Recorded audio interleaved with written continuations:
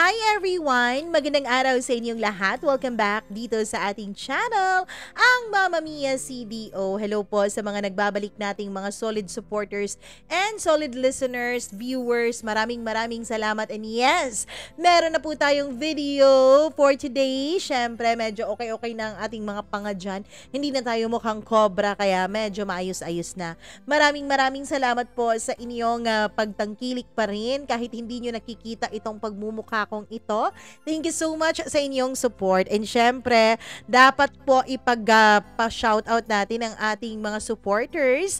Maraming salamat kay Leslie Auditor. Thank you so much from Lapu-Lapu City. The Metal M. Joy, thank you so much.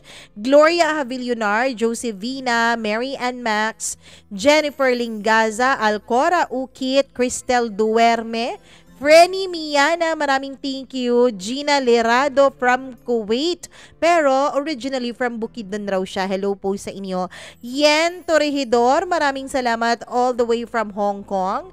Margie, thank you so much. Marcinita Arcelia from Dubai. Amira or Amihar G. Noke, maraming salamat sa pagkikinig. Hello din naman kay Christy Dimitrial.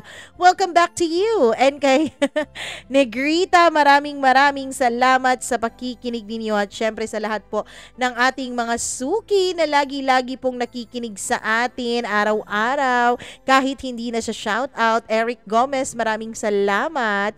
Jos Berona, thank you so much. Elizabeth Lagunday, maraming salamat. Josephine Mapalad, Julian Ramilo, at sa lahat po ng nakikinig sa atin ngayon. Thank you so much po. Huwag na nating patagalin dahil alam kong excited ang lahat para sa ating Halloween special nitong ating programa. Syempre, meron tayong pang Halloween na kwento. Diba sabi ko, kahit anong kwento pwede nyong ipadala. Kaya ayan, may nagpadala ng mala Halloween na love story. Kaya eto na, dito lamang sa inyong paboritong programa, ang Dear Mamma Mia. Lahat tayo ay may kanya-kanyang karanasan. Yung iba, hindi kapani-paniwala para sa karamihan. Pero kahit ano pang sabihin ng iba, ang iyong karanasan ay ang bubuo at ang tutulong sa'yo para ikaw ay makapunta sa dapat mong paroroonan. Dear Mamma Mia, good day po sa inyong lahat, lalong-lalo na sa bumubuo ng channel na ito. Just call me Ava, somewhere from Mindanao. By the way, I am a teacher, Mamma Mia, and gusto ko lang pong i-share itong naging karanasan ko. I am currently teaching sa probinsya po, since usually ang mga assignments talaga kapag bagong guru ka pa lang ay dun talaga sa mga provinces. 1 hour and 30 minutes ang biyahe ko, papunta pa lang yan ng school, tapos meron pa talagang lubak-lubak na daan. I am a secondary teacher handling grade 8 students. Konti lang po kaming mga guro sa paaralan na yon dahil konti lang din naman ang mga estudyante. It was in the middle of year 2019, Mamma Mia, nung na-transfer ako sa school na ito. It was my first day sa school and as in, nanibago talaga ako sa nakita at napansin ko. Masyado pong tahimik ang lugar. Unlike sa ibang mga paaralan na kahit sa probinsya ay marami pong mag-aaral at maiingay. Doon ay napakatahimik. And ang una ko pong napansin ay ang mga old buildings na kung saan nakalagak ang mga classrooms. Nung pinuntahan ko po ang room assignment ko ay dun ko po nakita na for repair talaga at kailangan din talaga nito ng makeover. So nagdesisyon ako na pagandahin ang paaralan ko o ang silid-aralan ko para maging conducive for learning naman ito para sa mga bata. Mamma Mia, na-accomplish ko rin naman ang gusto kong maging maganda ang classroom ko. And the first moment na nakaramdam po ako ng kakaibang pakiramdam, yun bang nakakakilabot. Napaka-creepy, Mamma Mia, nung pumasok po ako sa loob ng CR. Meron po kasing malaking salamin doon, pero para po siyang nabaliktad na. Para po siyang nabali na salamin dahil halos magkadugtong na yung panghulihan at ang pangunahang bahagi nito. Medyo na-confuse nga ako, paano ba yun nabali? Kung ang sabitan naman noon ay yung sa upper part, paano nabali sa gitna yung salamin na yun? Pero syempre, binaliwala ko na lang yon at nagdesisyon na akong asikasuhin ang mga gamit ko sa pagtuturo. Hanggang sa nagsimula na nga ang klase ko. Smooth naman po ang takbo ng panahon nung first week ko pa lang sa pagtuturo. Until dumating ang panahon na nagkagulo kaming lahat habang kumakain kami ng tanghalian ng mga co-teachers ko. Meron kasing isa akong estudyante na nag-lock ng kanyang sarili sa loob ng banyo namin. Babae siya, Mama Mia, and palagi po siyang sumisigaw nung mga panahon na yon. Hindi ko na po masyadong matandaan kung ano ba yung mga sinisigaw niya. Isa lang ang alam ko noon, Mama Mia. Latin po ang kanyang sinisigaw at ang naaalala ko lang na sinisigaw niyang salita ay ang morer. Akala ko talaga nung una ay pangalan iyon ng tao kaya nagtanong ako sa mga estudyante ko kung sino ba si morer. Blanko ako nung mga panahon na yon. Pagkatapos lumapit ako sa isa kong co-teacher na nagdadasal siya nung mga panahon na yon. Mama Mia, lumabas yung estudyante ko sa CR. Pulang-pula ang kanyang mga mata at ang dami niya pong kalmot sa kanyang mga balikat. Tinanong ko yung co-teacher ko na si Teacher May kung sino ba si Morer. And to her surprise, Mama Mia, lumaki ang kanyang mga mata at dali-dali po siyang nag-sign of the cross. Na-confuse ako kung bakit niya ginawa yun. Ang sabi niya, i-google ko na lang daw. At yun nga ang ginawa ko. Nanginginig ako nung nabasa ko, Mama Mia, na ang lumabas sa pagre-research ko sa Google ay ang salitang die o mamatay. Nag-sign of the cross din ako nung mga panahon na yun dahil kinabahan din ako. Isang linggo matapos ang pangyayaring yon ay nabalitaan na lang naming lahat na namatay na pala ang estudyante kong yon, yung nag-lock ng kanyang sarili sa loob ng CR. Nalungkot talaga ako sa nangyari, Mama Mia. Ang sabi ay nakita na lang daw siya ng kanyang mga magulang na yung kanyang ulo, Mama Mia, ay para pong nakabalot na po sa isang kumot. Nandun lang naman sila sa higaan and they just thought na natutulog lang yung bata. Pero hindi daw po ito bumabangon hanggang sa magtanghali na, kaya nung chinek nila ay gulat na gulat sila dahil nanlalamig na ito at naninigas na rin ang kanyang katawan. I felt so sad that time kasi unang beses ko talagang namatayan ng estudyante. Habang nagdadiscuss ako noon sa classroom, Mama Mia, ay nakaramdam po ako na parang ang lamig-lamig ng sa may likuran ko. Ini-ignore ko lang ang nararamdaman ko noon dahil gusto kong mag-focus sa pagtuturo ko. Habang nagtuturo ako, Mama Mia, ay may nakita po akong itim na tela sa may CR na para bang lumulutang sa mga estudyante. Hindi ko alam kung guni-guni ko lang yon, Mama Mia. Tumigil ako sandali sa pagdediscuss at tinignan ko yung CR. And to my surprise, Mama Mia, ay sarado naman yun. San kaya galing yung black na tela at san kaya yun napunta? Nagtaka din naman ang mga estudyante ko kung bakit at anong ginagawa ko. Nag-alibay na lamang ako sa kanila, Mama Mia, para hindi na sila magtaka o matakot pa. Lunchtime noon, nagpaiwan ako sa loob ng classroom kasi may tinatapos pa akong lesson plan. Meron akong narinig na boses ng babae, Mama Mia, na para bang kumakanta. Nag-hum-hum po siya ng lullaby. Doon na po nag-umpisang tumayo ang mga balahibo ko sa katawan. Patuloy lang po akong nagsusulat nung mga panahon na yon. Habang yumuyuko ako, Mama Mia, ay parang napansin ko sa peripheral view ko na parang may dumaan sa harapan ko na nakaitim. Tumingin ako sa labas and pagbalik ko sa tingin sa loob, Mama Mia, ay nakakita ako ng isang silhouette ng isang babaeng nakaupo sa isang upuan dun sa classroom ko na nakaitim.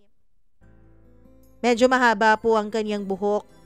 Tapos para po siyang may dinadalas sa kanyang harapan at nakatalikod po siya sa akin nung mga panahon na yon. Mas natakot ako noon, Mama Mia, dahil dun po siya umupo sa upuan ng estudyante kong pumanaw. Tumakbo talaga ako papalabas dahil sobrang takot ako nung mga panahon na yon. Nakasalubong ko ang isa kong estudyante na itago natin sa pangalang Jude. Nagtanong siya sa akin kung anong nangyari sa akin pero hindi ko siya sinagot. Nagpalipas muna ako ng 30 minutes bago ako bumalik sa classroom, Mama Mia. Nung nakita ko si Jude sa loob ng classroom ay medyo gumaan-gaan ang pakiramdam ko dahil at least may kasama ako sa loob. Tinawag ko si Jude, Mama Mia, at nagtanong ako sa kanya tungkol sa classmate nilang namatay. Nagtanong ako ng background tungkol sa babaeng yon. And nagulat ako sa mga revelation niya. Sabi niya, paminsan-minsan lang daw kung pumapasok sa paaralan yung kaklase niyang yon. Lagi daw po itong may suot na itim sa kanyang ulo during class hours. Mama Mia, hindi din daw po nila iyon ginagalaw dahil natatakot daw silang lumapit sa estudyanteng yon. Kung tititigan mo raw siya ay para po siyang nakangiti na parang isang demonyo. Pero para sa akin ay parang normal lang talaga siyang bata nung mga panahon na yon. Doon lang natapos ang pag-uusap naming dalawa ni Jude dahil dumating na rin ang kanyang mga kaklase. Lumipas ang mga araw. May mga pagkakataon, Mama Mia, na matagal po akong lumalabas dahil meron pa po akong ginagawang mga trabaho dun sa opisina. Kasi nga pag weekend, Mama Mia, ayoko po talaga na pumapasok sa paaralan dahil may iba din naman akong ginagawa. Meron din naman akong life outside the school kaya ang gusto ko sana tuwing weekend ay hindi na ako pumupunta sa school. From a distance, Mama Mia, ay nakita ko po ang co-teacher kong si Teacher May na naglalakad papunta sa kanyang classroom. So ayun, dali-dali ko po siyang pinuntahan para sabay na kaming umuwing dalawa. Pagdating ko doon ay sarado na pala ang classroom niya. At hindi ko na namalayan na ako na lang pala ang naiwan noon sa school. Pero sigurado talaga ako. Siguradong sigurado ang dalawa kong mga mata sa nakita nito na si Teacher May talaga ang naglalakad papunta sa kanyang classroom. So ayun, Mama Mia, while naglalakad na ako papuntang gate, ay lumingon ako sa classroom ko. At parang may nakita po akong dark shadow na nakatayo sa likod ng bintana. Binilisan ko ang paglalakad ko dahil sigurado na ako nung mga panahon na yon na mag-isa lang ako dun sa classroom. Paglabas ko ng gate ay pinaandar ko agad ang motor ko. Yes, Mama Mia, may sarili po akong motor. The next morning ay nagkita kaming dalawa ni Teacher May at sinabihan ko siya na nakita ko siya kahapon mga bandang 5:00. Pero sabi niya, Mama Mia, ay nag-half day raw siya kahapon. But what really creeped us ay nung sabi niya na malapit daw silang nadisgrasya kahapon dahil meron daw tumawid na isang aso. Almost 3 years na rin si Teacher May sa school na yon at ang sabi niya, never pa naman daw siyang nagpaabot ng 5 p.m. dun sa school. Sabi niya, wag na raw akong magpapaabot ng hapon masyado dun sa school na yon dahil hindi daw kami ang may-ari doon. A bit confusing to be honest, Mama Mia. Oo, naniniwala naman po ako sa multo pero hindi po ganun kagrabe ang paniniwala ko doon. Mas naniniwala po akong mas dapat katakutan ang mga taong buhay kesa sa mga patay. After 5, Mama Mia, kung ano raw ang makita ko, dapat hindi ko na lang daw papansinin. And dapat hindi ko raw tinatawag ang mga pangalan nila. Dapat daw hindi ko hinahayaan ang sarili kong mag-isa sa loob ng classroom ko dahil hindi raw safe ang school namin during noon break and after 5 p.m. Now, alam ko na. Alam ko na kung bakit sabay-sabay ang lahat tuwing nagla-lunch break at tuwing uwian sa hapon. 3 p.m. noon, Mama Mia, nung may marinig kaming iyak sa kabilang classroom. May 2 estudyanteng umiiyak, so lumabas ako kasama ang iba kong co-teacher na nandun din sa kabilang classroom, Mama Mia, at pinuntahan namin yung classroom na may umiiyak. 2 estudyante ni Teacher May ang umiiyak. Kasi nakita raw ng isang estudyante niya na walang ulo yung isang classmate niya. At nung malaman ng classmate niya na wala raw siyang ulo na nakita ng kanyang classmate, ay umiyak din siya at nag-iyakan silang dalawa. I don't know, Mama Mia, kung maniniwala ba ako. But seeing the faces of the students na takot at nanginginig pa talaga sa sobrang takot, alam ko, Mama Mia, it's a bad sign talaga yon. Nakaramdam ako ng takot sa paaralan na yon. Mama Mia, kinakalma po namin ang mga batang umiiyak para tumigil na sila. And while nag-e-explain po ang isang teacher, unintentionally ay tumingin po ako sa mga estudyante sa kabilang classroom. At Mama Mia, nanginginig po ako sa nakita ko. Dahil sa may bintana ay meron pong isang estudyanteng babaeng nakaitim na nakatayo. Para bang nakatayo siya sa harapan at pinapalitan yung isang co-teacher ko na nagtuturo. So dali-dali akong bumalik sa classroom ko and I told my students to pray Our Father and Hail Mary. And nagdasal din naman sila. December 2019. Busy kaming lahat noon sa preparation for our Christmas party. And since konti lang naman kami sa school, so nag-organize na lang kami na meron kaming gagawing United Christmas Party. Para bang lahat ay magkakasama together with the students and teachers. Masayang-masaya ako that time dahil nakikita kong masaya ang mga estudyante ko. I took pictures, groupies, selfies for compilations para rin sa school bulletin namin. Masayang-masaya at enjoy na enjoy ang lahat sa exchange gifts at kami ring mga teachers ay ganun din naman. Half day po kaming nag-celebrate and pinauwi na namin ang mga estudyante para rin makapagpahinga sila. After noon ay umuwi na rin kami. Dumating ang gabi, Mama Mia, patulog na ako that time nung nag-iingay ang GC ng mga co-teachers ko dun sa school na yon. They were both sending pictures na may mga creepy shots daw. Actually, parang meron din talaga akong mga creepy shots dun sa school, Mama Mia. Pero inisip ko na lang noon basta ba hindi kami pinakikialaman, ay hindi rin namin sila papakialaman. May mga nakuhang shots si Teacher Fe na co-teacher ko ng isang bata na lagi talagang nakasali sa mga photoshoot. And same din kay Teacher May. So nag-scan din ako ng mga pictures ko and horribly, Mama Mia, nakita ko rin yung bata sa mga pictures ko with my students. Sinend ko rin sa kanila yon. And the creepiest one is katabi pa talaga ni Teacher A and B at naka-insert pa talaga yung black shadow sa gitna nila, Mama Mia, na para bang nakahawak kay Teacher B. Dinilit ko lahat ng mga shots na yon dahil pakiramdam ko ay hindi po magandang pangitain yon at lalong mas hindi po magandang pag-usapan yon. Dumating ang Pasko, may nalaman po kaming hindi magandang balita. Si Teacher B, Mama Mia, ay namatay noong December 23 due to heart attack. Nalungkot at nangilabot kaming lahat sa amin pong nalaman. Sa isip namin nung mga panahon na yon ay baka sign po yung black shadow na nakaakbay kay Teacher B.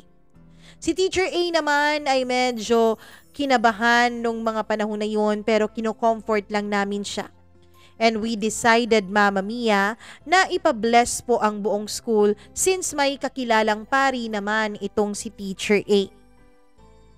January 2020. Mama Mia, nung araw na yon, nung buwan na yon ay pinabless talaga namin ang school namin. Every corner sa lahat ng buildings ay pinabless namin.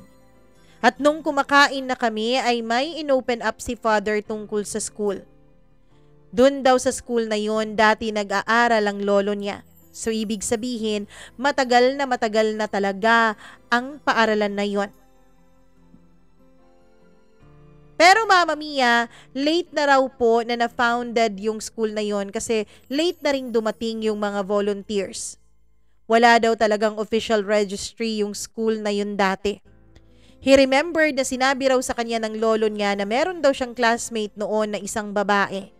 Mahaba ang buhok, maganda, pero never po talagang kumikibo o nagsasalita.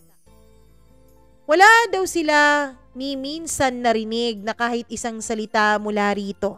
Hindi din daw ito ngumingiti na siyang lagi naman pong ikinababahala ng iba. Christmas break daw noon and syempre walang tao sa school. Pero pagbalik nila Mama Mia ay nagulat na lang sila na ang batang babae ay nasa loob ng CR at nakalock yung CR na yon at dun po ay nagkitil siya ng sarili niyang buhay. Hindi na raw po maganda ang amoy ng CR nung mga panahon na yun Mama Mia at hindi nila alam kung ano ang dahilan. Wala pong nag-claim nung kanyang bangkay. Hindi din nila alam kung ano yung background ng bata. Tinanong ko si Father kung nasa ang CR yun pero hindi siya sumasagot. Sabi niya hindi din daw niya alam kasi na-renovate na raw ang school na yon. After that, Mama Mia, after ng incident ay sunod-sunod na raw daw ang mga trahedyang nangyayari dun sa school na yon. Kung nasaan ay may isang guro na parang nabaliw at walang may alam kung anong nangyari sa kanya. Meron daw mga estudyante na bigla-bigla na lang pong nagwawala. May mga klase raw po na talagang nadi-disturb pa Mama Mia dahil merong biglang tatakbo dahil may nakita raw sa labas. Ang dami pang sinabi ni Father nung mga panahon na yon pero according sa kasamahan ni Father ay medyo naging okay na raw ang school na yon. Medyo dumadami na raw ang mga estudyante dahil meron na rin daw katabing chapel. So far, Mama Mia, ay naging okay po ang takbo ng lahat simula nung matapos ang blessing ng school. April 2020. Masyado pong tahimik ang school nung mga panahon na yon since COVID na that time at stay at home lang ang mga bata. At kaming mga teachers ay meron pong mga araw na nagre-report po kami sa school. I think second week of April po nung hindi po ako naka-report dahil sumama po ang pakiramdam ko. Pero according to my co-teacher na si Teacher May, ay nakita raw niya ako sa loob ng classroom at nakaupo at nagsusulat. Lalapitan daw sana niya ako Mama Mia kaso tinawag siya ni Teacher Fe. Pagbalik niya raw sa classroom ko ay close na raw yun at wala daw ako sa loob. Mama Mia, sa isip-isip namin noon ay nagsimula na naman silang magparamdam. Siguro nga dahil matagal-tagal na panahon nang walang pumupuntang tao masyado doon. Actually, takot na rin ako that time Mama Mia kasi naalala ko nung nakita ko si Teacher May sa hapon na malapit raw talaga silang nadisgrasya nung mga panahon na yon. Naisip kong baka mangyari yun sa akin. Nung nag-report na ako sa school, Mama Mia, ay nagpasama ako sa pinsan ko. At least man lang may kasama ako sa loob ng classroom. Unfortunately ay meron pong emergency at kailangan niyang umuwi. So pumayag na lang ako Mama Mia at ang sabi ko ay mamadaliin ko na lang ang trabaho ko para makauwi na rin ako ng mas maaga-aga. Good thing ay nandun din si Teacher May at nagkasama kami sa iisang classroom. Mama Mia, bandang tanghali po yun nung pareho kaming may narinig na parang may kumakatok mula sa loob ng CR. Nagtinginan kaming dalawa ni Teacher May. Pagkatapos noon ay nilabas namin ang rosaryong binigay sa amin ni Father nung nagpa-bless kami ng school. 3 beses po ang katok na yon. At doon ay nagsimula na kaming magligpit ng mga gamit namin kasi uuwi na lang po kami.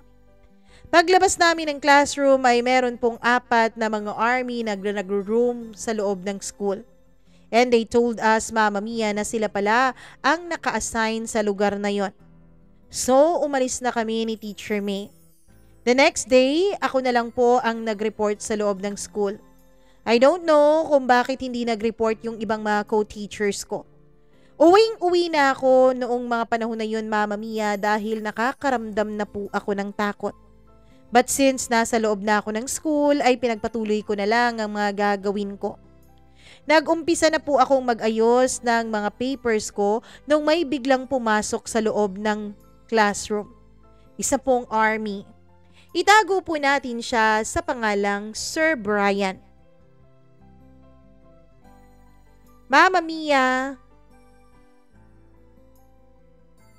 nung mga panahon na yon ay parang na-distract po ako kasi bigla-bigla siyang pumasok. Yes, sir? Tanong ko sa kanya. Wala lang, ma'am, just checking. Tumango ako sa kanya tapos lumabas siya ulit. After nun, Mama Mia, ay pumasok na naman siya sa loob. Ma'am, okay lang ba kung tatambay muna ako sandali? Magpapahangin lang ako dito. Umupo siya sa mga student's chair. Tumango lang din ako, Mama Mia. Siguro nga mainit talaga at siya pa mainit din ang uniform nila. Hindi ko na lang siya masyadong pinansin at nagpasalamat na lang din ako ng lihim dahil may makakasama ako sa loob ng classroom. Suddenly ay bigla siyang nagsalita ng something unusual. Ma'am, hindi ka ba natatakot dito sa classroom mo na mag-isa ka lang? Bakit mo naman yan nasabi, sir? Tanong ko.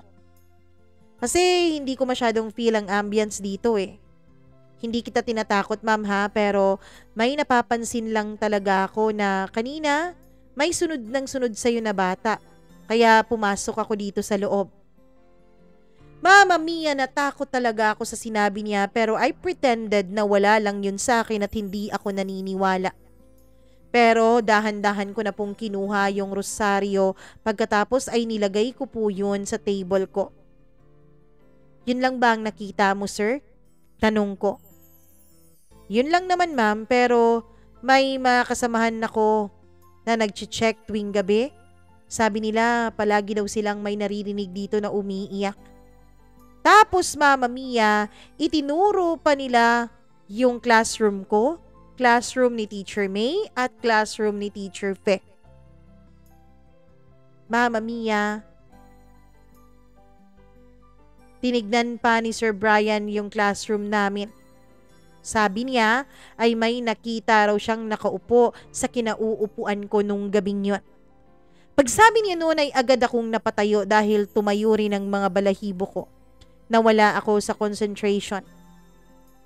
Sir, anong oras ba kayo nagro-robing dito?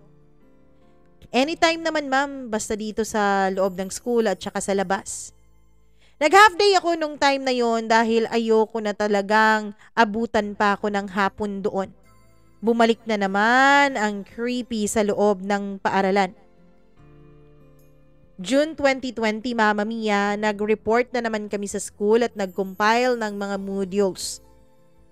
Mahirap talaga doon sa probinsya kasi hindi ko makontak yung mga bata. Pero good thing dahil nade-distribute ko naman ang mga modules na yon. At hindi ako masyadong nahirapan kasi nag-e-effort din naman ang mga bata kasama ang kanilang mga magulang na pumupunta dun sa school para kunin ang mga modules. Tinutulungan din ako ni Sir Brian, Mama Mia, tuwing nagro-robing siya sa mga lugar kung saan familiar na siya sa mga bata. Mid of August 2020, loaded kami masyado doon at stress na stress, Mama Mia, kahit wala kaming face-to-face classes dahil sa dami ng mga gagawin namin. Nagkausap kami ng mga co-teachers ko at ang sabi nila ay mag-overnight kaming lahat para matapos namin ang kailangan naming tapusin at masubmit yun on time. Sabi nila ay magpasama na raw sila sa kanilang mga asawa. Ako nung mga panahon na yon ay nag-iisip ako kung sino ba ang isasama ko dahil busy naman lahat ng tao sa bahay. So nagkausap at nagkasundo kaming dalawa ni Teacher May na sa iisang classroom na lang kami gagawa ng aming mga gawain. But then Mama Mia, nung kinahapunan ay bigla na lang nagsabi si Teacher May sa akin na pupuntahan daw siya ng kanyang boyfriend. So wala akong ibang choice Mama Mia kundi mag-isa na lamang. Iniisip ko na lamang Mama Mia na ayos lang yun. Sa kabilang classroom naman ay meron namang mga tao so ayos lang. Pinuntahan ako ng kapatid ko at dinalhan niya ako ng dinner, tsaka pati na rin kumot at jacket at iba pang mga kailangan ko. 8 p.m. na Mama Mia nung makareceive ako ng text galing kay Teacher Fe. Sabi niya, papalipatin niya raw ako doon sa loob ng classroom niya. Magkatabi lang naman kami ng classroom Mama Mia. Mayroon daw siyang napapansin na may lalaki sa gilid ng window na lagi raw akong tinitignan. Tinanong ko si Teacher May kung tao ba yon o hindi. Pero sabi niya, tao naman daw ang nakita niya. Natakot lang daw siya dahil mag-isa lang ako sa loob ng classroom. Natakot din ako nung mga panahon na yun Mama Mia dahil pakiramdam ko talaga ay may tumitingin sa akin. Pero pagkakita ko ng window ay sinarado ko agad yun para ma-assure ko na tao talaga ang tumitingin sa akin nung mga panahon na yon. Pagkasarado ko nun Mama Mia ay na-assure naman akong tao dahil meron pong mga fingerprints doon sa jealousy window.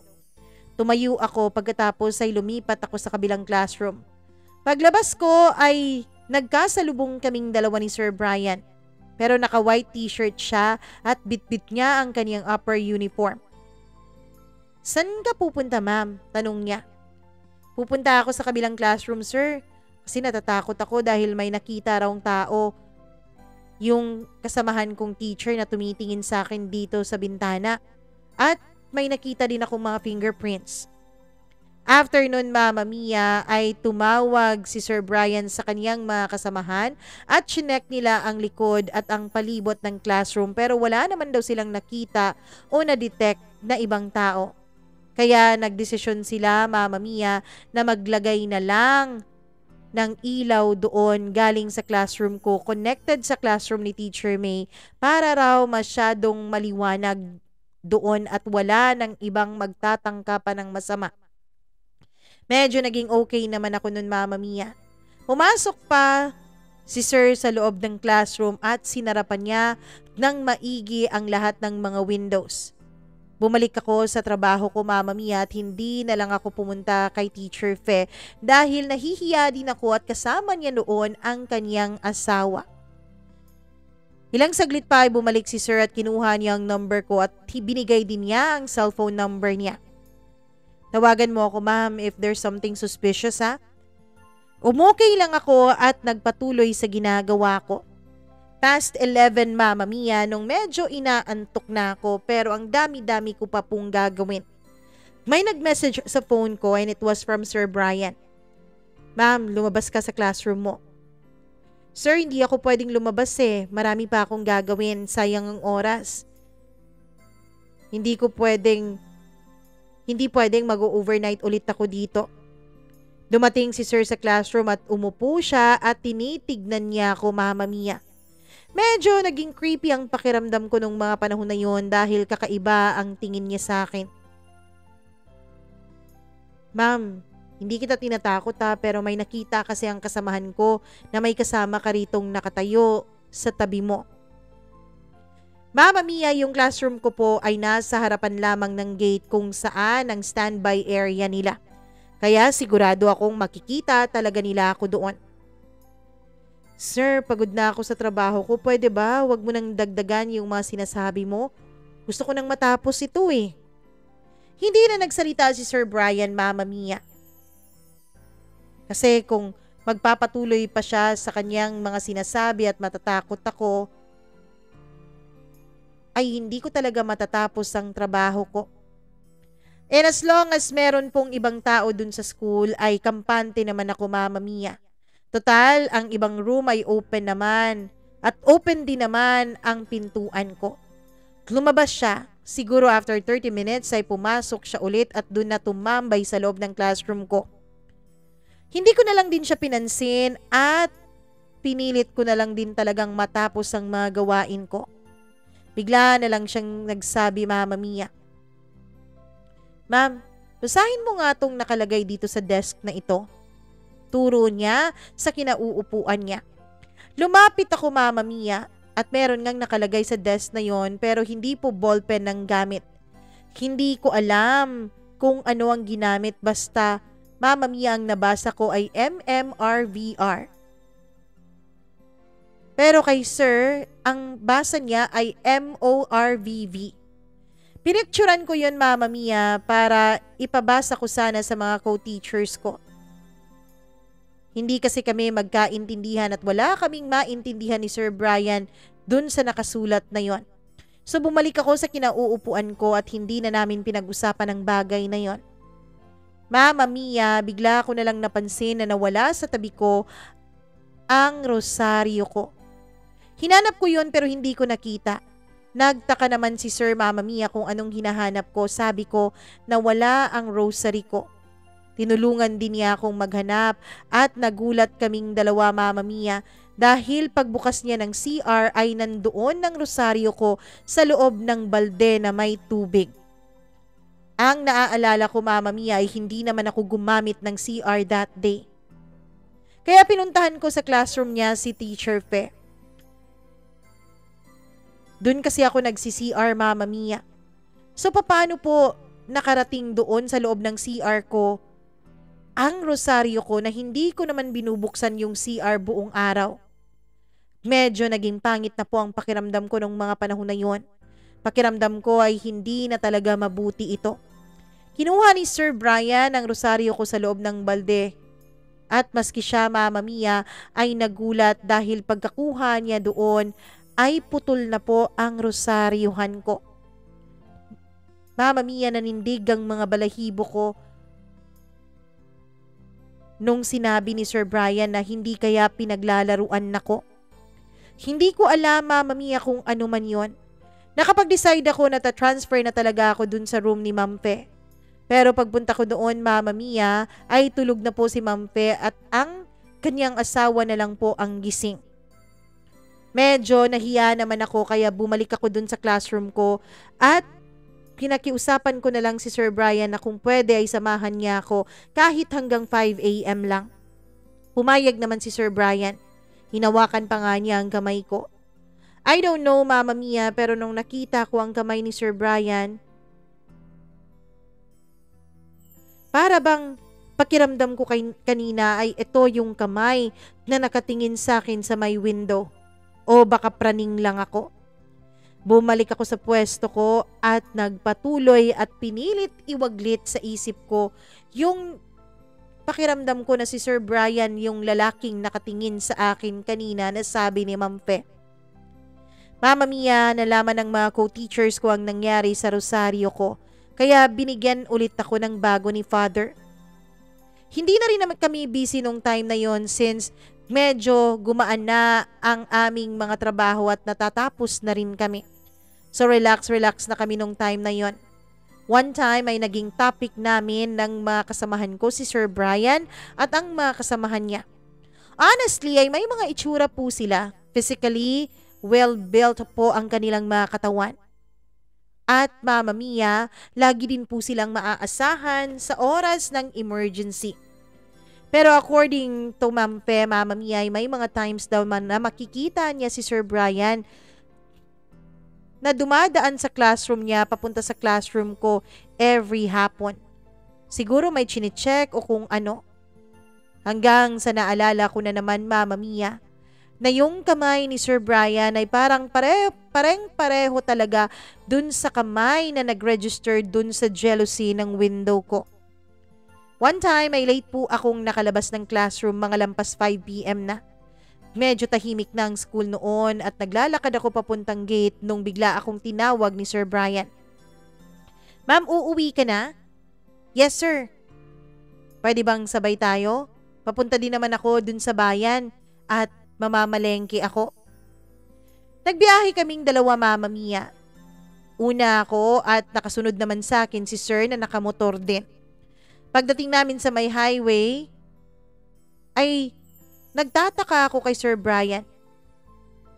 Dahil imbis na lumiko siya para papunta sa may palengke ay sinusundan pa rin niya ako.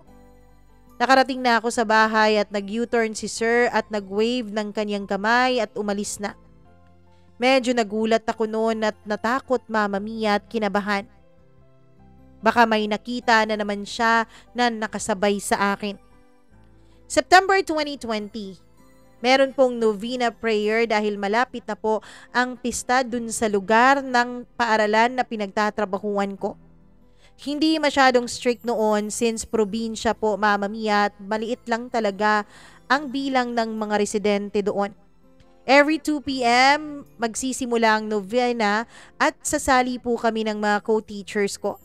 After ng novena ay babalik ulit kami ng classroom at pagpapatuloy sa aming ginagawa. Nagulat ako noon, Mama Mia, kasi may bumisita po sa classroom na itago na lang natin na si Sister Marie. Isa po siyang madre, Mama Mia. Dumating din po doon si Sir Brian.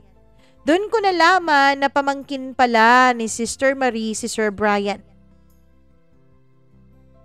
Mama Mia, sabi ni Sister Marie ay may nararamdaman din daw siyang hindi maganda dun sa classroom ko.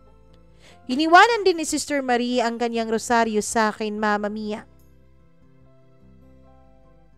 Nilagay po niya iyon sa may CR o sa may isang parang altar na katabi ng CR.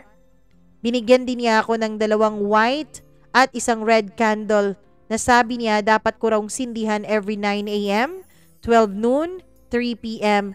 and for 5 minutes po yun at magdadasal daw ako dapat. After noon ay lumakad na paalis si Sister Marie. Doon din naman siya pumunta sa kabilang classroom.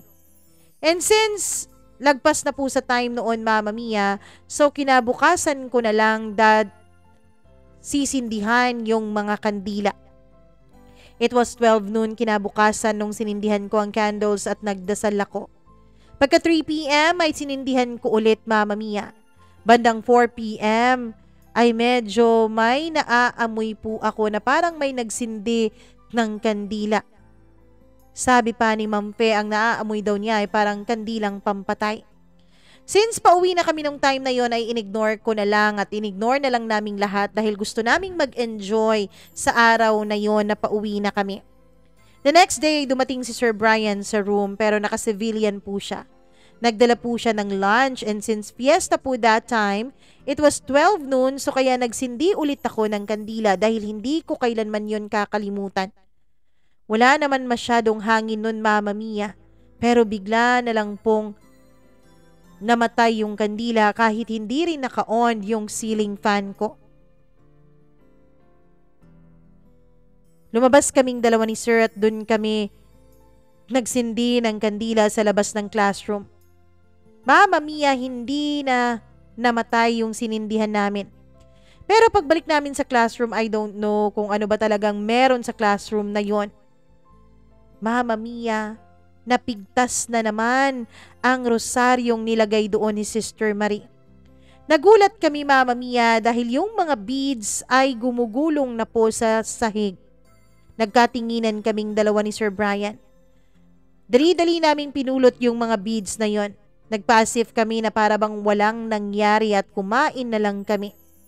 Umalis na lang din si Sir Brian at ako naman ay nagpatuloy na rin sa aking ginagawa. November 2020. Nagtagal kami noon lahat, Mama Mia, dahil nag-antay kami ng mga supplies na ibibigay ng isang mabuting tao na may mabuting puso para sa school.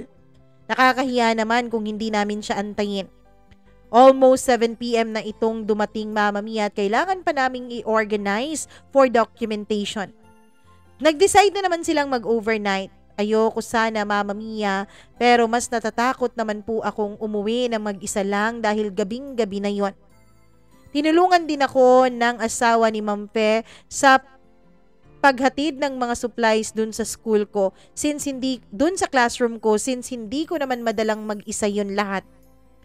Almost 9 p.m. na that time, Mama Mia, at hindi pa ako tapos sa pag-a-arrange. Nung may matanggap akong message ni Sir Brian. Kailangan mo ba ng tulong, ma'am? Siguro ay nakita niya ako na pumasok sa loob ng classroom ko na nahihirapan. Hindi na rin ako nahiya na nagpatulong, Mama Mia. Natapos din naman ako agad at nag-relax kami sandali. That time ay nakaramdam ulit ako ng antok, pero natatakot po akong matulog dun sa classroom na yon at baka bangungutin pa ako. Nag-text ako kay Teacher May, tinanong ko kung pwede bang dun ako sa classroom niya matulog, pero hindi naman siya nag-reply. Baka nakatulog na siya. Kaya ayon, nag-text ako kay Ma'am Pe.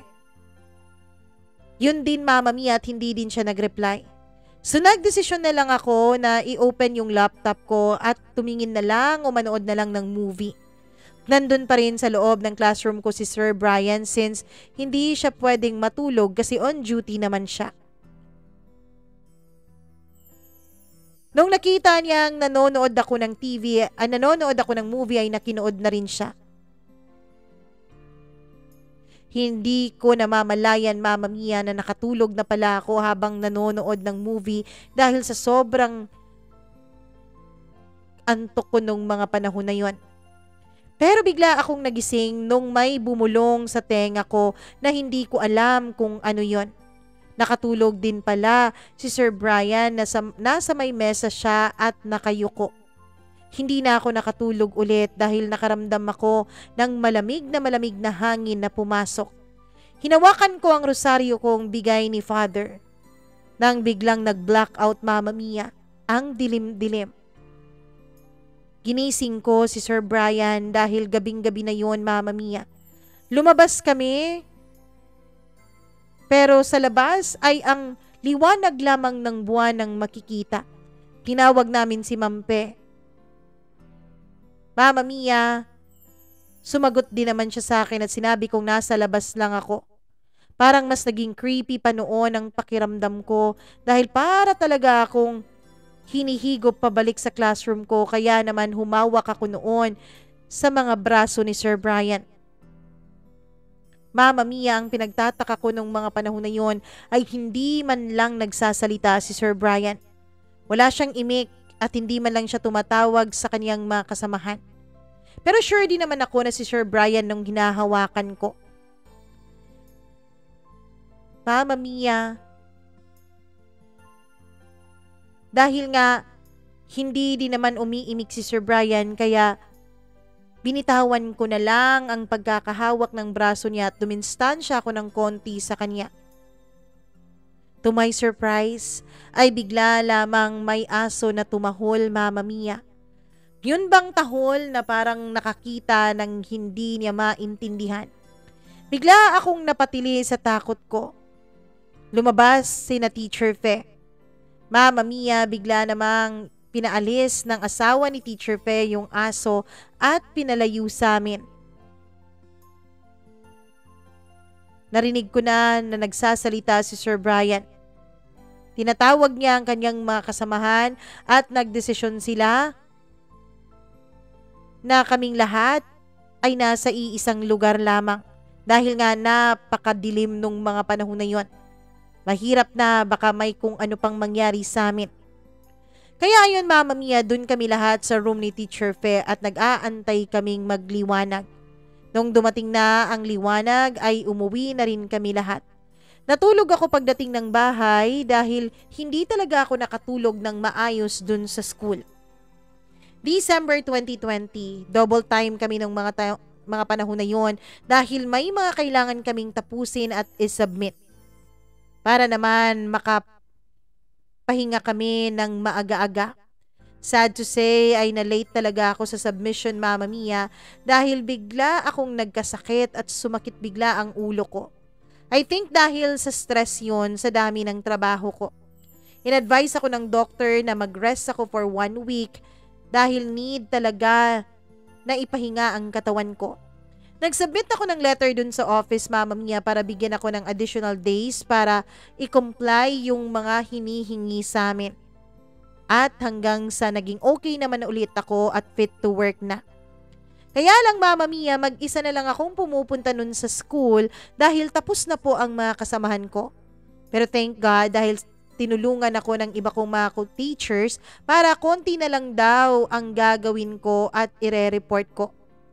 1 to 4 days ako sa school, Mama Mia, dahil marami talaga akong dapat tapusin. Unti-unti ko nang tinatapos at kino-comply ang lahat. It was December 11 of 2020. Friday noon, Mama Mia, nung makapagdesisyon ako na magre-report ako sa school para i-double check ang room at dalhin ko na rin yung ibang mga documents sa bahay. 10 a.m. akong dumating and since wala naman po akong masyadong gagawin noon, Mama Mia, ay nagpa-music po ako sa loob ng classroom dahil masyado pong tahimik nung mga panahon na yon. Naglinis na rin ako at nag-arrange ng mga chairs at iba pa. 12 noon, Mama Mia, nung nagsindi na naman ako nung mga kandilang binigay sa akin ni Sister Marie. May narinig akong parang nag-hum. Pero that was all normal, Mama Mia, dahil para sa akin, palagi na po akong may naririnig na ganon. I opened my laptop and nanood po ako ng movie. When suddenly, bigla pong parang may bumangga sa wall sa kabilang classroom. Yun ba talagang ang lakas-lakas talaga ng lagabog, Mama Mia? Nahulog po ang frame na nakasabit sa bubong kaya kinabahan po ako dahil mag-isa lang po ako nung mga panahon na yon. Lumabas ako ng classroom at nakita ko si Sir Brian, Mama Mia, na galing sa school gate at malapit sa akin. Ngayon ka pa po nagre-report, ma'am? Tanong niya dahil noon pa rin po kami nagkita simula nung nagkasakit ako. Sabi ko last Monday ako nag-report at ngayong week lang ako nagkaroon ng pagkakataon na tapusin ang lahat.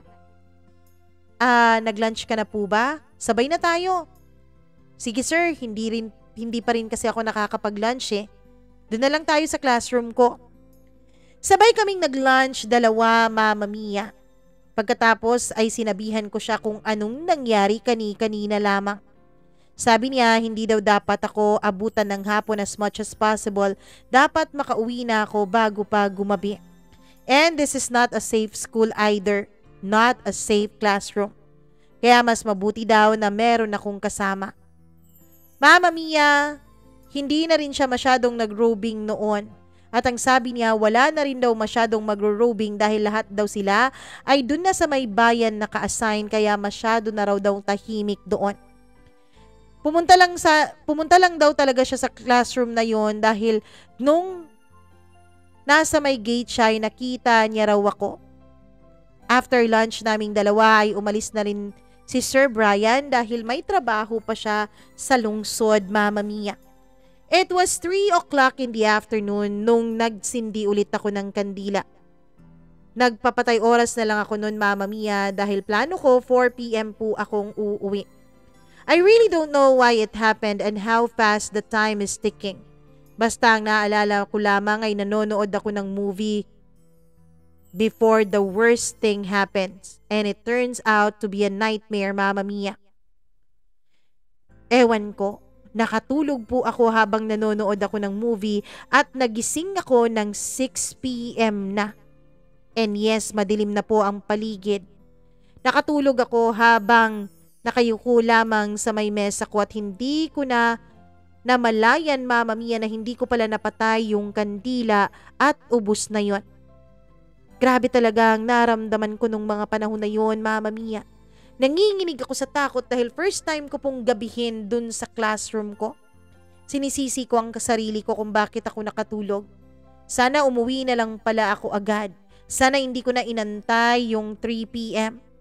The feeling is so horrible, Mama Mia, na nakaiyak talaga ako nun sa sobrang takot na nararamdaman ko. That was the scariest thing na nangyari sa akin sa buong buhay ko. Hindi ko na gustong imaginein pa ang lahat ng yon. Agad kong kinuha ang mga gamit ko, and when I was about to go out, Mama Mia, ay nakarinig ako ng katok mula sa loob ng CR, kaya mas lalo tuloy akong natakot. Dali-dali po akong lumabas at inilock ang room ko. Mama Mia, bahala na si Batman nung mga panahon na yon, basta uuwi na ako. Kahit natatakot ako ay wala na akong pakialam, basta makaalis na ako sa lugar na yon. Naglakad ako papuntang gate nung may marinig akong tumatawag sa akin ng ma'am. Para bang nasa likuran ko lang siya. Bigla pong tumayo ang mga balahibo ko at hindi po ako lumingon, Mama Mia. Nung malapit na ako sa may gate ay narealize kong naiwan ko pala sa drawer ko ang susi ng motor ko. Medyo takot na ako noon, and I was so down dahil ayoko nang bumalik sa classroom na yon. Mama Mia, takot na talaga ako at hindi ko na maintindihan ang nararamdaman ko. Nakaramdam ako, Mama Mia, na mas safe ako sa labas kaysa sa loob ng classroom ko. Naganap ako ng mga bahay-bahay sa malapit na pwede kong pagstayhan. Kahit hindi ko kilala yung mga tao, Mama Mia, ay gusto ko sanang magpasama sa loob ng classroom ko. Pero malayo-layo pa yung mga bayan at mga bahay at ang dilim na rin ng daan. Para po akong mabibingi noon sa sobrang kabog ng dibdib ko. Kinuha ko ang cellphone ko at tumawag ako sa amin, pero wala pong sumasagot. Nag-text ako sa kanila at nag-chat sa GC ng mga co-teachers ko. Natakot sila sa sitwasyon ko nung mga panahon na yun, Mama Mia, at nagtanong sila kung bakit ako ginabi at kung bakit ko raw hinayaan ang sarili kong mag-isa doon sa gabi. Nag-isip ako kung ano ba ang dapat kong gawin when I noticed, Mama Mia, na medyo basa na pala ang mga balikat ko dahil parating na ang ulan at meron ng panakanaka na tulo ng ulan galing sa kalangitan. Alam ko na mas mahihirapan ako kapag umulan na talaga ng malakas. Hindi talaga dininig ang dasal ko nung mga panahon na yon dahil umulan talaga ng masyadong malakas, Mama Mia. Nabasa ako at humanap talaga ako ng masisilungan. Pero ang pinakamalapit sa akin ay dun lamang sa classroom ni Teacher May. So, tumakbo ako papunta doon, Mama Mia, at doon ako sumilong. Mama Mia, umiyak na ako nung mga panahon na yon. Wala na talaga akong maisip na paraan kung paano ba ako makakaalis doon at umulan pa talaga. Mas lalo akong kinabahan, Mama Mia, dahil meron pong aso sa tabi ko at lagi po itong tumatakol. Takot po ang nangibabaw sa akin nung mga panahon na yon. Umupo ako, Mama Mia, at niyakap ko ang bag ko. Nung biglang mag-vibrate ang phone ko at may tumatawag, dali-dali kong inopen yon and it was Sir Brian. Hi, Ma'am. Nakatulog ka? Nandito kami ngayon sa inyong barangay nagro-robing. Nakauwi ka na ba? Wala pa, sir. Naguguluhan ako noon kung paano ko ipapaliwanag sa kanya ang sitwasyon ko, gayong pinalaalahanan pa niya ako nung magtanghalian kaming dalawa na wag akong magpapahapon sa classroom na yon. Ma'am, nandito ako sa labas ng bahay niyo. Nung sinabi niya yon ay sinabi ko agad, Mama Mia, na nandun pa ako sa school. Sir, dito pa po ako sa school, hindi pa po ako nakakauwi. Naabutan po kasi ako ng ulan eh. Mama Mia, hindi ko na natapos ang sinasabi ko dahil pinatay na ni Sir ang tawag. Tatawagan ko sana siya ulit pero hindi na niya sinasagot. Sa isip ko, Mama Mia, hindi talaga siguro ako makakauwi nung gabing yon. Okay lang sana, Mama Mia,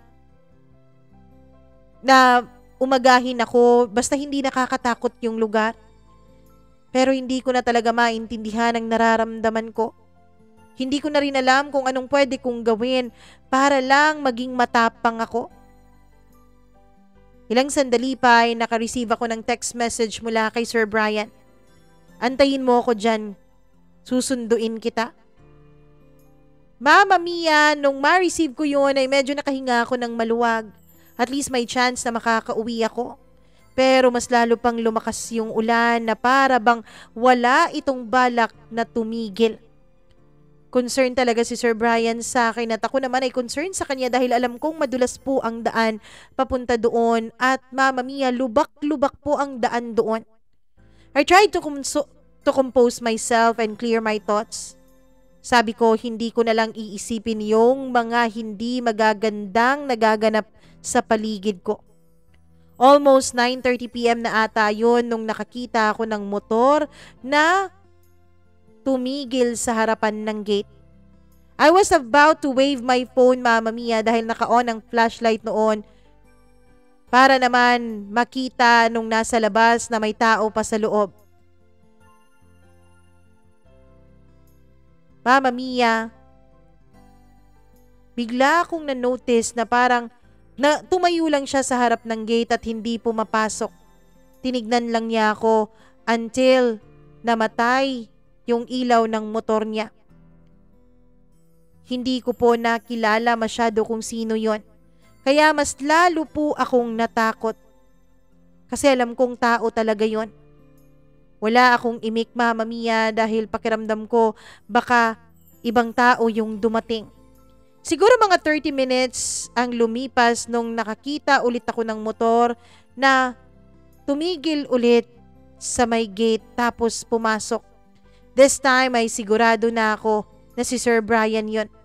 May dala kasi siyang flashlight, Mama Mia, at nung tinawag ko siya para makalapit siya sa akin ay in-acknowledge naman niya ang pagtawag ko. Good thing dahil agad niyang napansin kung nasaan ako. Medyo naging okay ako nung mga panahon na yun, Mama Mia, dahil may kasama na ako. Basang-basa si Sir Brian noon dahil malakas pa rin ang ulan. I told him sa lahat ng mga nangyari. Kung hindi pa ako tumawag sa'yo, hindi ko malalaman na hindi ka pa pala nakauwi. Diba sabi ko sa'yo, hindi safe dito kung gagabihin ka? Tapos mag-isa ka lang. What if hindi ako tumawag? Makakaisip ka kayang tawagan ako? Mama Mia, para akong bata nung mga panahon na yon na pinapagalitan ng ama niya dahil sa tono ng boses ni Sir Brian. Pero I do appreciate sa concern niya sa akin dahil alam niya na delikado talaga ang sitwasyon ko nung mga panahon na yon. Hindi na lang ako nag-justify ng side ko dahil alam kong mali ako, Mama Mia. Buti na lang talaga at pinuntahan niya ako at tinulungan. Mamaya na tayo babiyahe kapag tumila na ang ulan. Kasi mababasa ka eh. Mama Mia, nagantay kami na tumila ang ulan and then suddenly, Mama Mia, naalala ko kanina yung nakamotor na tumigil sa harapan ng gate na akala ko nung una ay siya. Nagulat siya, Mama Mia, dahil wala naman daw ibang motor doon. Except sa motor ko na nandoon pa rin. Almost 11:30 na nung tumila ang ulan at nag-decide na kaming dalawa na bumiyahe. Sinabi ko sa kanya na ang susi ko sa motor ay nasa loob ng classroom ko. Pero sabi niya, iwan ko na lang daw yung motor ko at babalikan na lang daw niya kinabukasan. In the middle sa biyahe namin, Mama Mia, ay bigla pong tumigil si Sir. Akala ko kung anong nangyari pero sabi niya, nagulat daw siya, Mama Mia, dahil ang nakita niya sa side mirror ay iba pong mukha at hindi ko mukha. Nagulat ako. Naka-helmet naman ako nung mga panahon na yun dahil ginamit ko naman ang helmet ko. Kaya paano niya makikita ang mukha ko? I mean, may nakita akong ibang mukha dyan sa side mirror. Bigla na naman akong natakot, Mama Mia. Pero before po kami umalis ay para pong may naramdaman akong may sumakay sa likuran ko. Hindi ko na lang po yun iniisip dahil ang pakiramdam ko ay ang backpack ko lang yun na medyo mabigat. Patuloy kaming bumabiyahe at sa awa naman ng Diyos ay ligtas naman po kaming nakarating sa may highway. Nakauwi ako ng bahay at malaki talaga ang pasasalamat ko kay Sir Brian dahil sa pagtulong niya sa akin. Hindi ko alam kung paano ako makakaganti sa tulong na binigay niya pero sabi niya, wag ko na lang daw isipin yon. Maniningil na lang daw siya sa susunod. Tumawa na lang ako. Pagpasok ko ng bahay ay nagulat ako, Mama Mia, dahil bigla po akong parang pinaliguan ng asin ng nanay ko. Nung tinanong ko siya kung bakit niya yun ginawa, ang sabi niya, Mama Mia, ay meron daw dumating sa bahay namin na ako daw mga 5 p.m. at pumasok daw sa kwarto ko. 6 p.m. daw nung kumatok sila para maghapunan na, pero hindi daw ako nagbukas. Wala lang daw sa kanila yon dahil baka nakatulog daw ako sa sobrang pagod.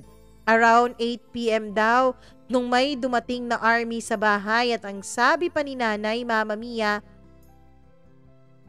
yung army daw na yun ay yung naghatid sa akin ngayon.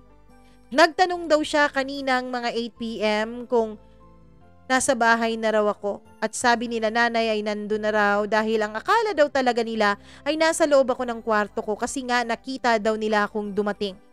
Pero nung buksan nila ang kwarto ko using a duplicate key, dahil may duplicate pong susi iyon, ay nakita nilang wala naman daw katao-tao sa loob ng kwarto ko. Mama Mia, dun pa lang nila nakita ang mga missed calls ko dahil tinatawagan ko sila pero hindi nila sinasagot. At nung tinatawagan daw nila ako ay hindi daw ako makontak. I don't know, Mama Mia, pero ibang-iba na talaga ang mapakiramdam nung mga panahon na yon. Hindi na talaga yun maganda dahil pakiramdam ko ay may sumusunod na sa akin hanggang sa bahay. Mama Mia, nilagyan din ni nanay ng holy water ang kwarto ko at ang lahat ng corner ng bahay namin.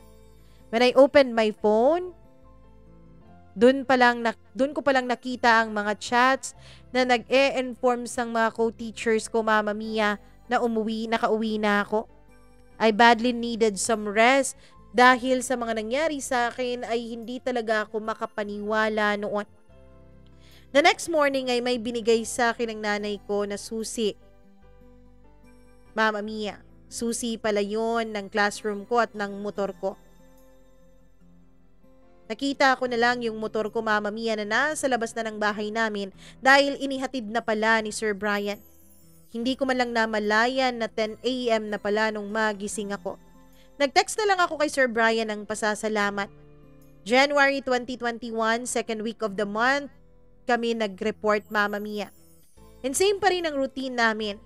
Hanggang 3:00 lang talaga kami ng hapon tapos umuwi na kami. Wala na rin akong balita noon kay Sir Brian dahil wala na rin kaming contact nung mga panahon na yon pagkatapos niya akong sunduin at ihatid ang motor ko sa bahay namin. February 2021, na-busy po kami noon sa pag-compile ng mga modules, Mama Mia, at the same time ay gumagawa na rin kami ng report nung may marinig ako na parang nagtatawanan sa kabilang classroom. And it was Teacher Fe. She was overwhelmed dahil binigyan siya ng bulaklak ng kaniyang asawa at 2 anak. 3 p.m. at nagplano na kaming umuwi noon.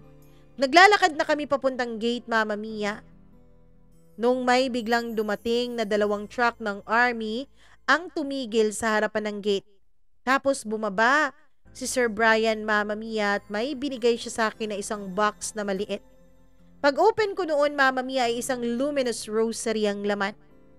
Bumalik siya sa pagsakay, Mama Mia, at nagbiyahe na rin kami pa uwi.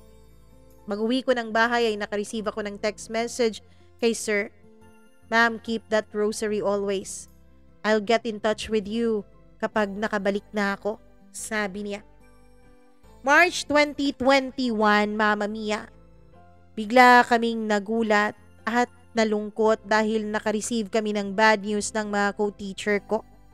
Si Teacher A, Mama Mia, ay wala na at pumanaw na. Medyo malungkot kami noon at pangit talaga ang pakiramdam ko. Dahil para bang inuunti-unti kaming mga teachers. Pero before nangyari yun, Mama Mia, ay nagkausap pa kami ni Teacher May at ang sabi niya ay napanaginipan daw niya ang isang kabaong. Wala naman daw siyang nakita na nakasilid doon dahil close ang kabaong na yun. Ewan ko kung nag-coincide lang ba, pero pareho din po halos ang panaginip ni Teacher Fe. Naglalakad daw siya papuntang sementeryo at may kabaong daw na bitbit-bitbit yung mga tao. Ang creepy po pakinggan, Mama Mia, yung mga napapanaginipan nila. Buti na lang at hindi ako na naginip ng ganon. Nagpaabot kami ng pakikiramay sa namatay naming co-teachers. Sabi namin hindi kami makaka-visit dahil bawal po ang gatherings nung mga panahon na yon at limitado lang talaga ang mga taong nakikiramay. First family lang po ang pinapayagan. 1 week after ay may dumating na bagong teacher sa school, si Teacher Philip. Siya ang pumalit dun sa co-teacher naming namatay. Mama Mia, buti na lang at lalaki dahil may lalaki na kaming kasama sa school. Dito din namin parang naging ka-close si Sir Philip. And aside na mabait siya, Mama Mia, ay malakas din ang sense of humor niya. Binata din siya and I think parang mas matanda lang ako sa kanya ng 2 years.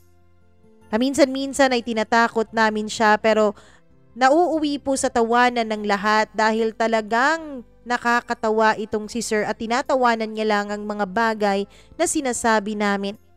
Magkasamay kami lagi ni Sir umuuwi since pareho lang po ang lugar na inuuwian namin. Lunchtime, Mama Mia, ay nagkasundo kaming lahat na magla-lunch sa classroom since birthday din ng tatay ko that time at dinalhan po ako ng pagkain ng kapatid ko. Si Sir Philip na lang ang naiwan at hindi pa siya nakabalik ng classroom niya. Lagi pa po kaming nag-uusap at enjoy naman akong kausap siya dahil puro katatawanan lang ang sinasabi niya. Bagay na nagpapawala ng takot ko sa lugar na yon. Nagtatawanan kaming pareho nung biglang dumating si Sir Brian. Natahimik kaming dalawa and he has this expression na, anong meron? Si Sir Phil, Mama Mia, ang nagtanong sa kanya. At sumagot naman si Sir Brian na meron lang siyang gustong sabihin sa akin. Parang nakasense naman si Sir Philip kaya umalis din siya. Sino yon? Bagong teacher dito? Oo, sabi ko habang unti-unting nililigpit ang mga gamit ko. Busy naman siguro ka.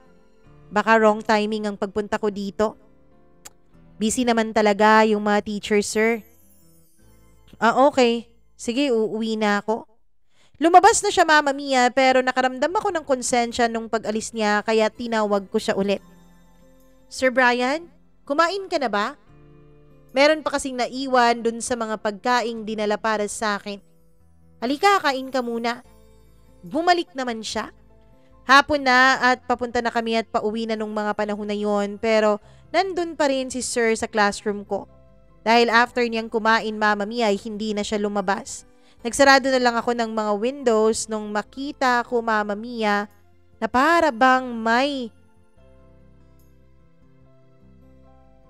isang nakaitim sa labas. Ilang buwan nang nakalipas at muli na naman itong nagparamdam sa akin. Lumingon ako kay Sir Brian pero busy siya sa pagsuscroll ng cellphone niya. Kaya patuloy akong nagsarado noon. Nung handa na akong lumabas ay nandun na rin ang mga co-teachers ko sa labas pati na si Sir Philip. Sir, uwi na tayo. Tayo na lang ang naiwan dito sa loob. May nakita ka na namang nakaitim kanina oh. No. Tanong niya. Nung tinanyong na yun, Mama Mia, ay nakayuko pa rin siya at nagulat ako kung bakit niya nasabi yun. Parang normal na po yan dito, sir. Tumayo siya at lumabas na kami. Nilock ko ang classroom ko, Mama Mia. And while naglalakad kami ay may pinakita siya sa aking picture. Nagsiselfie pala siya, Mama Mia, nung nagko-close ako ng windows at may naka-reflect po na black shadow sa labas na para bang nakatingin sa akin yung shadow na yon. Ayun na naman, tumatayo na naman ang mga balahibo ko at pinadelete ko sa kanya yung picture na yon. Nung nasa biyahe na kami pa uwi ay nakasunod siya sa akin hanggang sa nakaabot na ako sa bahay. Nakita siya ng nanay ko at pinapasok sa loob dahil nga birthday nung tatay ko nung araw na yon. Tumambay kami sa labas after niyang kumain.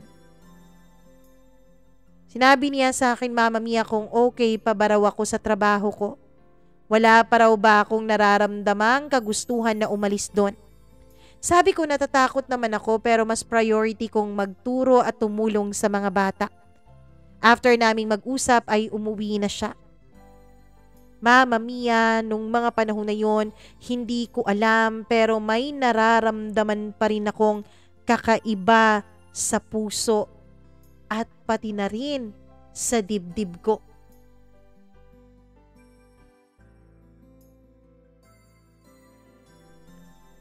Alam niyo bang natatakot ako habang binabasa ko tong sulat na 'to? Oo, yung mama ko pinatambay ko po sa labas, dun sa may kusina namin dahil natatakot ako. Takot ako. Oo, hindi naman ako masyadong naniniwala sa gano'n pero natatakot pa rin ako. Kayo ba? Ayos lang ba kayo diyan habang nagbabasa ang inyong Mama Mia? Naku, bukas po atin pong tatapusin ang kwento ni Teacher Ava. Naku naman, ano kayang papel ni Sir Brian, ano? Bakit kaya nagtataka ako kung bakit kapag nandun si Sir Brian, parang mas lalong nagpaparamdam yung mga hindi dapat nagpaparamdam. Naku, malalaman natin bukas ang sagot dahil bukas tatapusin na natin ang kwentong ito dahil November 2 bukas. Kaya dapat tapos na ang Halloween bukas. Maraming salamat sa inyong panonood. Please like and share this video. At huwag niyo pong kalimutan na mag-subscribe sa ating channel, mag-click ng notification bell para na-update po kayo lagi sa ating mga kwento. At syempre, huwag niyo rin kakalimutan na mag-share ng sarili niyong kwento. Kahit anong kwento pa yan. Email lamang po, mamamiacdo0317@gmail.com. Hanggang bukas, maraming salamat sa inyong walang sawang pagsuporta. Ako po ang nag-iisa ninyong Mama Mia. Magandang araw sa inyong lahat.